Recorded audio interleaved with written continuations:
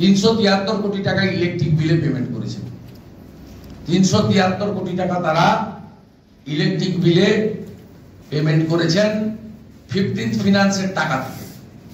আমি যদি আপনারা ইন্টারেস্টেড থাকেন আমি জেলা ওয়াইজ বলে দিতে পারি। কয়েকটা জেলা, কটা জেলা কেউ বলছে না? আরে না না, কটা জেলা বলে দিই, বলছে তো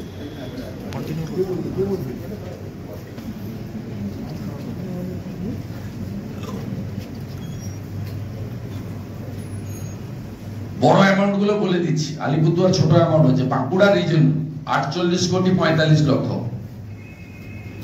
বীরভূম রিজন 38 কোটি 44 লক্ষ,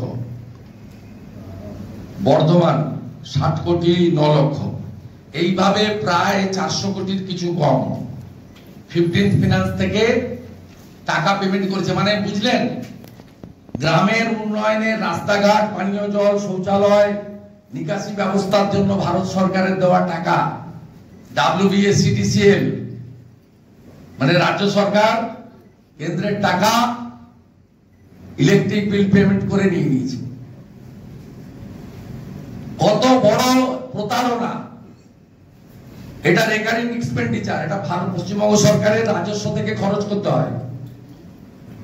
তারা 15th ফিনান্সের টাকা থেকে প্রায় 400 কোটি টাকা ইলেকট্রিক বিল মিটিয়েছেন, যেটা তারা পান না। আমি কাল ভার্বেল বলেছিলাম, মাননীয় অর্থমন্ত্রী তিনি লিখিত চেয়েছিলেন, আমি লিখিত with all documents diversion of fund আমি জানিয়েছি। এবং লাস্ট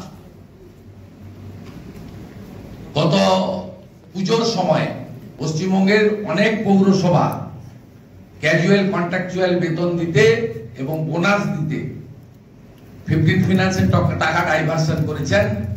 রাজ্য সরকারের ট্রেজারি অফিসারদের ভার্বেল ডাইরেকশন ছিল ফিনান্স থেকে, মনোজ পন্থের দপ্তর থেকে, দিয়ে দাও, বিক্ষোভ হবে, তালা পড়ে যাবে, দিয়ে দাও টাকা। কিন্তু সেক্ষেত্রে 1 মাসের মধ্যে ডাইভার্সন ফান্ডকে ফেরত দিতে হয়।